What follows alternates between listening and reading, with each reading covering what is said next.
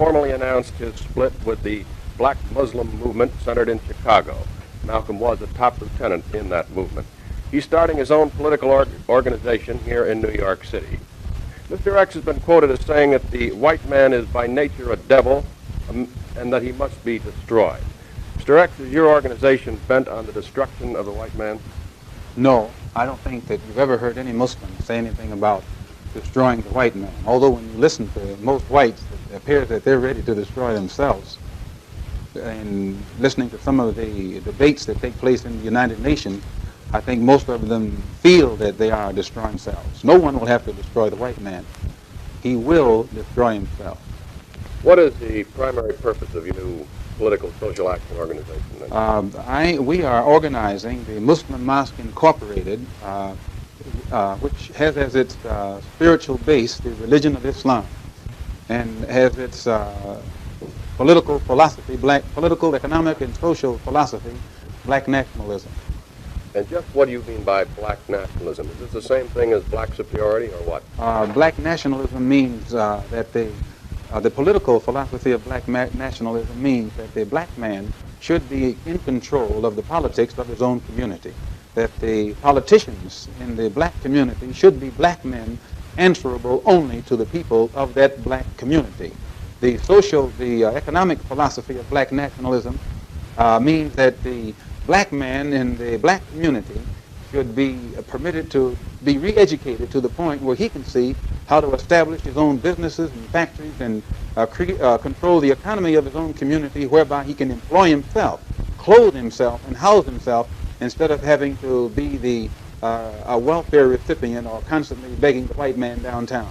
And the social philosophy of black nationalism is that the black man should be proud of his own society. He should be ready and willing at all times to eliminate the ills and evils of his own society, and thereby not having to force himself into the white society where he is not wanted.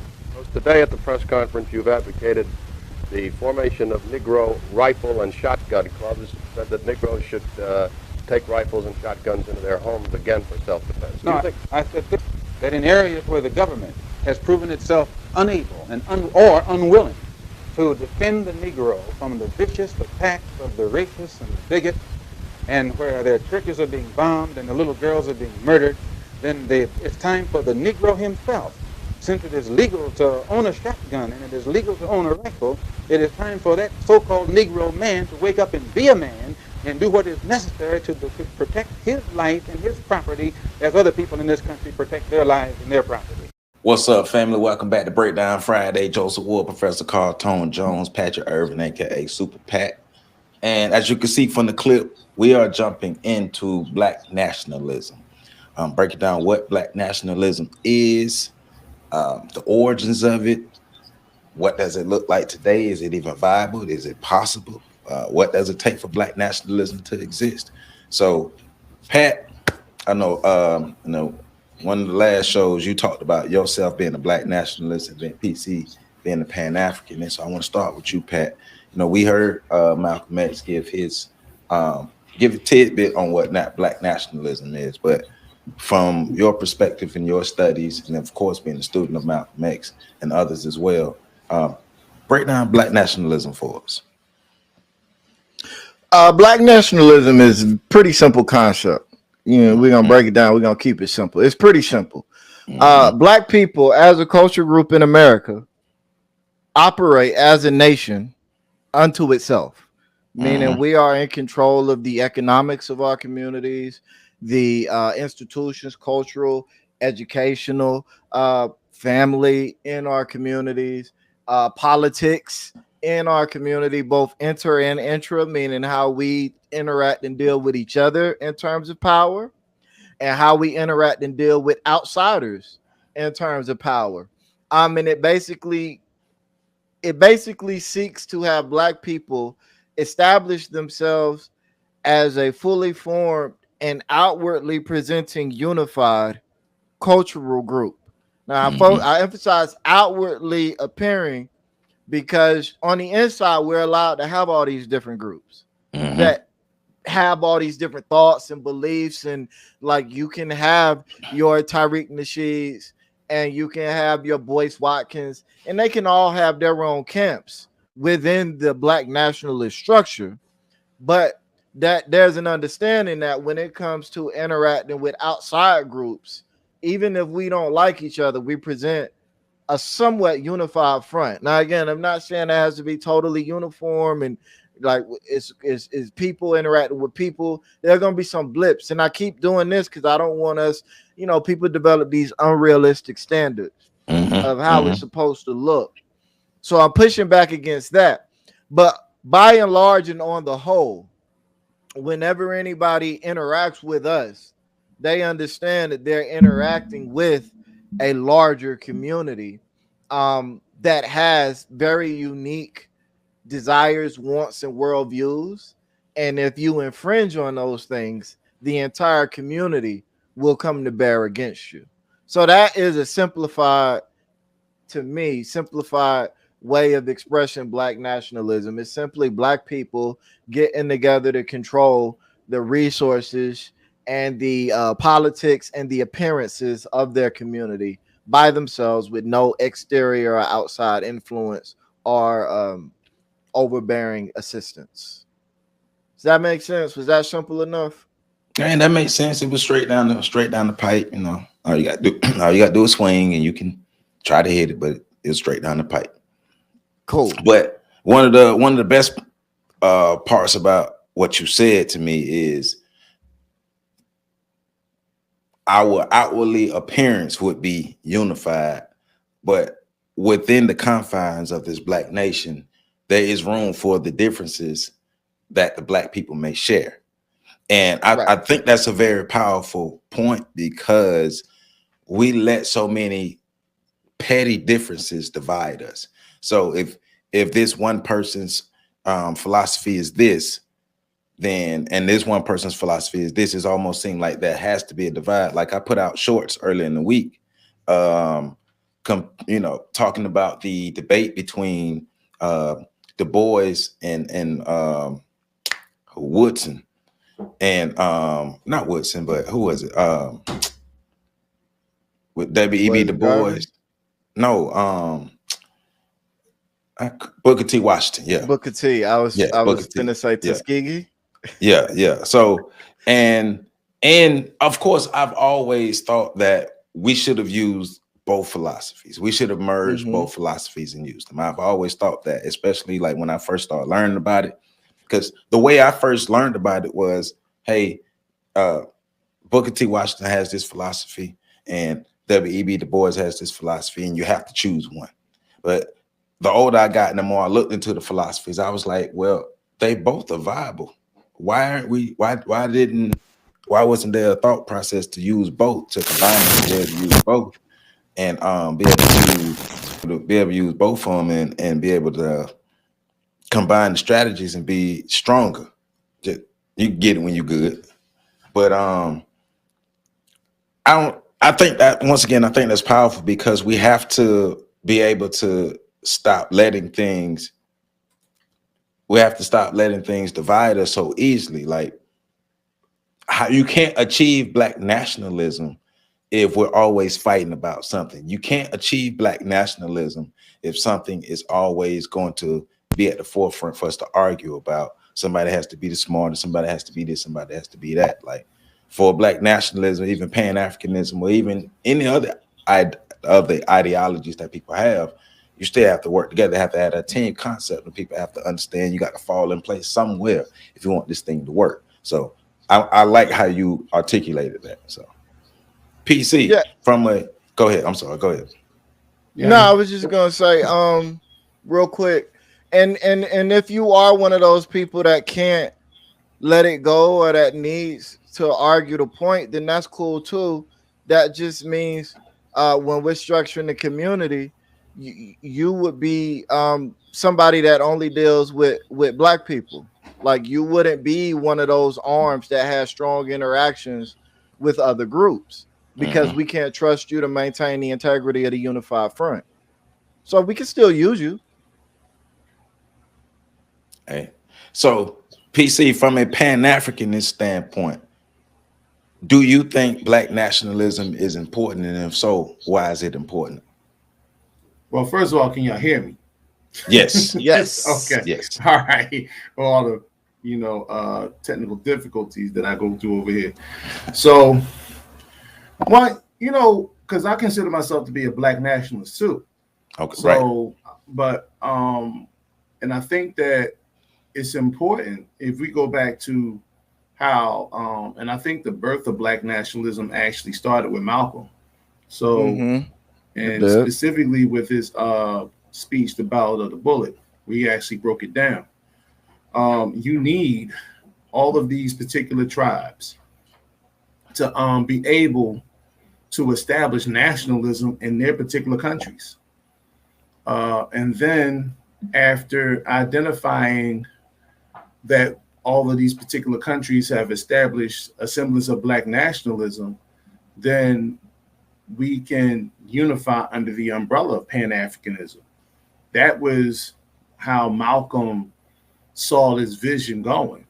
And I firmly believe in that. I believe that in regards to this whole notion that black people are not a monolith, well, none of our enemies are monoliths. So, Right. but they understand that they have to, if they want to achieve anything for their tribe, they have to do what's best for the whole of their community, of their versions of their nationalistic politics. That's where I believe we should be. I believe we should be, excuse me. I believe we should be in that place where we can identify, well, I need these particular things over here in my city, in my neighborhood, because I have these particular issues that are particular to my particular situation. You got some cities that they have to deal with gangs. You have some cities where their open enemy might be, the Ku Klux Klan meeting down the road from their home. So you have two, but to come to a common goal that we build under this common flag that sort of like insulates us from all the other things, because I believe that the necessity for black nationalism is to promote, first of all, a foundation of power, but also to create a nuclear deterrent.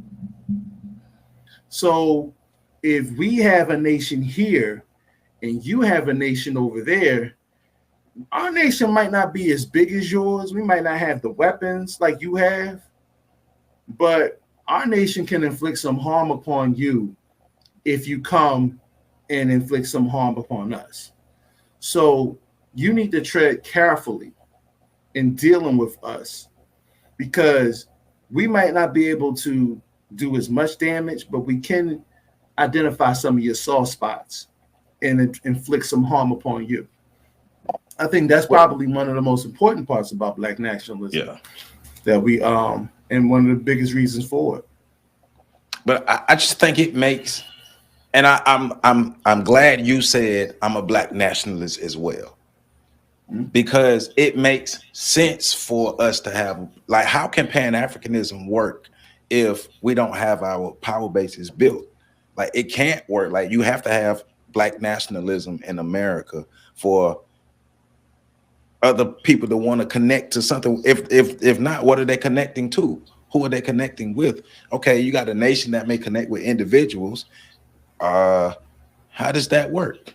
How does that help? Especially if you're fighting a global system, you can't have individual fractions just calling themselves certain things. Like, power bases literally have to be built for it to work. Yeah, well, another part of that too, when we look at the United States of America, the United States of America is not a country. It's a corporation that incorporates 50 different countries under the concept of white supremacy, white nationalism.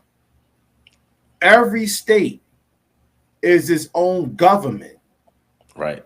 When you talk about heads of state, that's what you're literally talking about.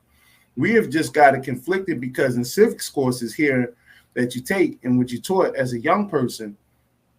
When you learn about civics, it doesn't talk about the exclusivity of each state. But the fact of the matter is, each state had to be ratified individually before you had a United States of America, like it's in the verbiage. Each state has its own constitution. Each state has its own constitution, and each state can withdraw from the union if they so choose to. Yeah. So Ron DeSantis is the president of Florida. Yes. Yeah. But the analogy though is, in order for this United States to work, each individual state, all these 50 states have to be on the same plan, have to be all codified for the United States to work, which is a white European power base outside of Europe. White nationalism. It's and you know, the way this whole thing is put together in my mind was that black nationalism was Malcolm X's way to transition black Americans into pan-Africanism, because we know that he grew up in a pan-Africanist family. His parents were Garveyites. So I look at it as in every group there's an inter and an intra. You know what I'm saying? The intra, the things that are going on within that group, well, that would be black nationalism for black Americans. But it would be, Ugandan nationalism for Ugandans, or blah, blah, blah. And even within Uganda, you got your own culture groups, right? That are the intra to that. But the inter is the larger piece. You know what I'm saying? So in that, we got to be united. So even in terms of black nationalism, there's an inter, which is how we would interface or interact with white structures and the dominant white society. And then there's the intra, which is how black people that grew up in Florida would interact with black people that grew up in Philly, because those are going to be two different types of black people. But it is absolutely necessary, because then you alleviate some of the problems that you have. You have a larger structural framework that allows you to deal with some of the problems that Tariq Nasheed brings up when he talks about his problems with pan-Africanism and how black folk from other parts of the world come into America and take resources from black people in America. Well, they can do that because there is no black nationalism at the start. And then you add on to that, there's no unified code that which would present itself if there was pan-Africanism to stop it. So black people don't control the resources that these people are taking, which is a failure of black people to create a system of black nationalism. And then there is no code or no cultural penalty or larger framework that would say this is unfavorable, right, to stop it, which would be the larger pan-Africanist expression of black people in the world fighting against white nationalism or white superiority, white racism.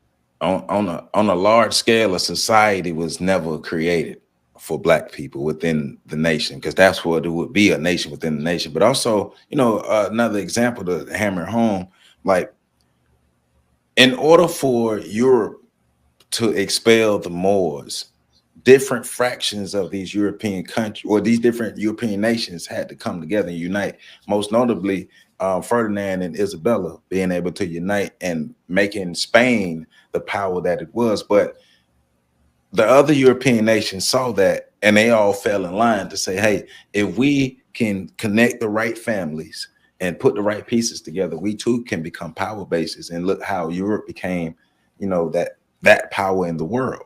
That's an example of, hey, putting like, these nations were at war against each other. But to become strong, they put their petty differences aside for the right reason, not totally, but they put them aside long enough to come together to form nations, to be able to become powerful. They had their Renaissance. Right. And their Renaissance was all based and steeped in their building of power.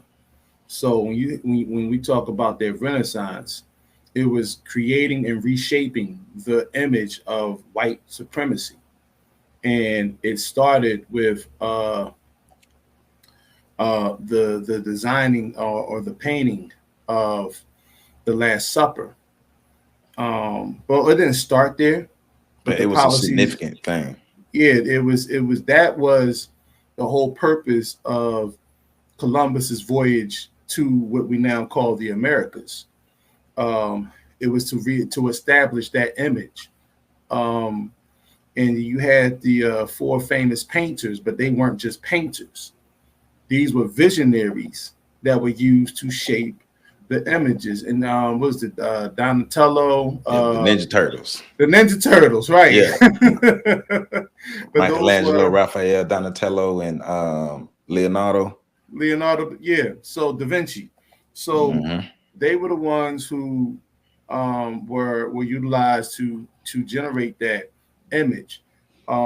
And they formed actually white nationalism out of the Dark Ages, you know, through the teachings of the Moors. And so the Moors want to take credit for shit.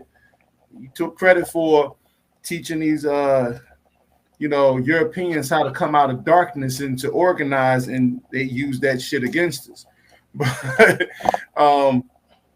But that's what they did. And what Malcolm was trying to do was something similar, but I don't think we give our enemies enough credit, because they have been able, through a term Patrick likes to use a lot, utilize epigenetics to demoralize us for centuries, to the point where if one of us seemed to be making too much noise, then there would be members within our factions within our groups that would rise up to take that loudmouth person down. We saw that with Malcolm. We saw that with Martin Luther King. We saw that with Fred Hampton. We've seen that with a bunch of brothers specifically who posed the threat, because these were the ones that had the power, the galvanizing force to bring masses of people together. Even so, they were killed, and all of them really were killed in their infancy. When you think about how they were taken out. And that was largely because there's groups of us that have been colonized in the mind and in our hearts, to the point where we see each other as the ops, and we see each other, and I'm talking about just here in America, but I'm also talking about the other parts of the Pan-African world. We see each other as things we can take advantage of so that we can live this Eurocentric dream of rulership over our people. Because like I said last week, we still see each other as niggas. So if we still see the rest of y'all as niggas, I'm just the one that's smart enough to outsmart all the other niggas. Then what's going to happen is, when I get to the top, it's not going to matter how many niggas I betray. You know what I'm saying? So, and we see that all throughout history. Yeah. I mean, just what, the last 10 years, the xenophobic wars going on in South Africa, where you got the bears that are over there amassing weapons, they're creating coalitions. Meanwhile, these Africans are killing each other because you got a store and you're not from my part of Africa. Hey. So, and that's not just to speak on that, but I mean, the nationalism that other people represent is only in pride, and